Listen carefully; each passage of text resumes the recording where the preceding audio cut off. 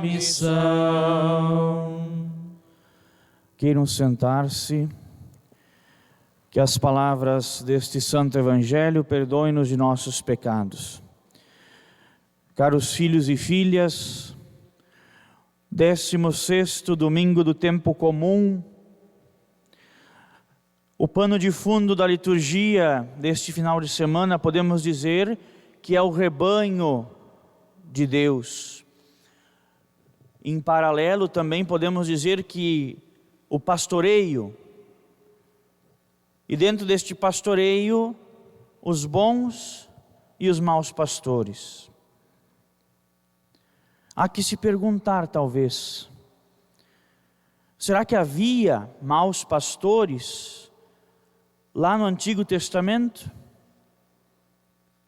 Será que houve maus pastores naquele grupo propriamente constituído por Jesus, o grupo dos 12? Será que houve maus pastores ao longo da história da igreja? Será que há ainda maus pastores? A resposta é afirmativa. Sim. Lamentavelmente, sim. O rebanho não nos pertence enquanto pastores da igreja. Pertence a Cristo.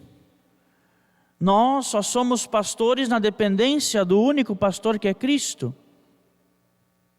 Se nós não apontamos para Cristo, se os pastores ao longo de toda a história da salvação não apontaram para o centro, ou não apontaram para as verdes pastagens, se assim preferirmos, podemos dizer que eles não estavam desempenhando bem a sua missão de pastores. Portanto, podemos dizer sim, que são maus pastores. E vejam o que a primeira leitura nos disse, no livro do profeta Jeremias: ai dos pastores que deixam perder-se e dispersar-se o rebanho de minha pastagem, diz o Senhor. Ai dos maus pastores. Como identificar, como distinguir entre os bons e os maus pastores? Eu diria que é preciso contemplar sempre todo o conjunto da vida deste indivíduo, das ações e, sobretudo, do seu testemunho de pastor e das suas palavras, dos seus ensinamentos. O que ensinam os bons pastores e o que ensinam os maus pastores? Podemos dizer que os maus pastores não conduzem às verdes pastagens, ou colocam como critério primeiro as suas próprias convicções, a sua forma de pensar, a sua forma de enxergar o mundo, a sua forma talvez até de se expressar politicamente. Quando a gente coloca em primeiro lugar os nossos critérios, deixando de lado aquilo que é essencial para o pastoreio, para apacentar o rebanho de Cristo, aí está com certeza um mau pastor.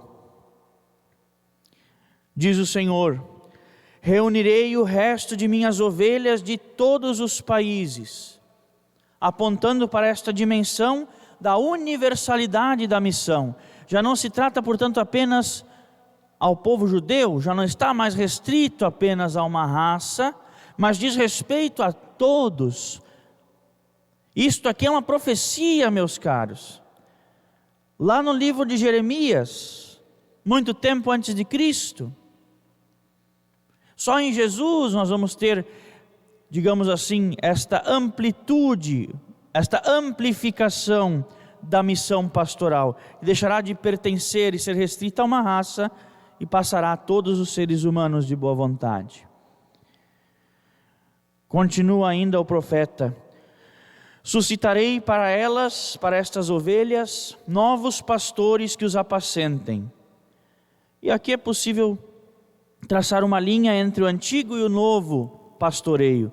O antigo pastoreio do povo de Israel e o novo pastoreio do novo Israel, que é a igreja. A Sagrada Escritura costuma atribuir diversas formas simbólicas a este povo. Algumas vezes, no Antigo Testamento se fala, por exemplo, da vinha do Senhor. Mas essa figura do pastor e do rebanho, ela é muito recorrente. E não é por menos. A ovelha como tal, ela é um animalzinho assim muito ingênuo. Ela precisa daquele, digamos assim, efeito manada, daquele rebanho, para poder viver, para poder sobreviver aos ataques, por exemplo, dos predadores, dos lobos. É uma questão de suma importância. Portanto, pertencer ao rebanho não é qualquer questão, é uma questão vital, é algo que diz respeito à salvaguarda daquela ovelha.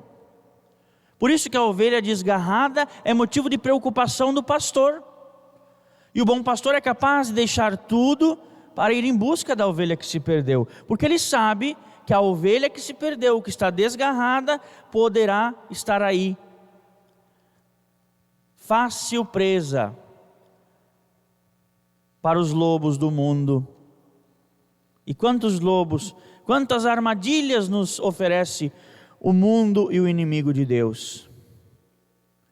Continua o profeta: o descendente de Davi que reinará como rei, este descendente escolhido por Deus, escolhido dentre as nações, cujo nome é Senhor, nossa justiça, como dizia o finalzinho da primeira leitura, nos ajuda talvez já a irmos identificando nesta missão o próprio Cristo, que será realmente Ele sim o bom pastor. Javé é o pastor lá no Antigo Testamento. E no Novo Testamento, Cristo assume esta forma de bom pastor, personifica o pastoreio. No Evangelho nós ouvíamos Jesus propondo aos apóstolos que regressaram da missão. Se vocês lembram, na semana passada nós falávamos precisamente da missão. Jesus envia os apóstolos em missão, e ele vai dizer: não leva nada, nem pão, nem sacola, nem dinheiro na cintura, nada disso, vão para a missão. E depois que os discípulos voltam da missão, Jesus se reúne com eles e está partilhando. E Jesus percebe que eles estão cansados. Jesus disse: olha, vamos descansar um pouco. Tomam do barco, estão indo para um lugar deserto, e eis se não quando desembarcam, está lá. A multidão já está esperando. A multidão reconheceu que era Jesus e seus discípulos e foi atrás. E dizia o texto que vinha gente de todos os lados. Jesus viu e teve compaixão, porque eram como ovelhas sem pastor. Por que eram como ovelhas sem pastor? Talvez por causa do descaso dos governantes da época, do descaso dos religiosos, que deveriam ser pastores e não o estavam sendo. Elas estavam, estas ovelhas, então abandonadas à própria sorte. E o fato de correrem atrás de Jesus é porque elas estão sedentas e famintas da palavra de Deus e da presença de Cristo. São João Crisóstomo, lá no século IV, comentando esta passagem do Evangelho, dizia: este bom pastor que dá a sua vida por suas ovelhas, concedeu estes pastos aos crentes, que nele esperam e chegam ali onde faz descansar as almas em segurança. Oferece os verdes pastos da palavra de Deus e da presença de Cristo. É esse o pasto que alimenta. Não são as minhas convicções. O povo não quer saber do que o padre pensa pessoalmente. E se eu estou aqui, se eu fui constituído sacerdote, fui constituído pastor na dependência do pastor maior e supremo que é Cristo, é porque eu estou aqui para anunciar algo que não é meu. A minha função é ensinar. Ensinar o quê? Ensinar a palavra de Deus. Ensinar a doutrina da igreja. Ensinar o que a igreja sempre ensinou. Não é para inventar a roda. Os pastores são constituídos para anunciar uma verdade que não é eles próprios. Não são eles próprios, mas o Cristo.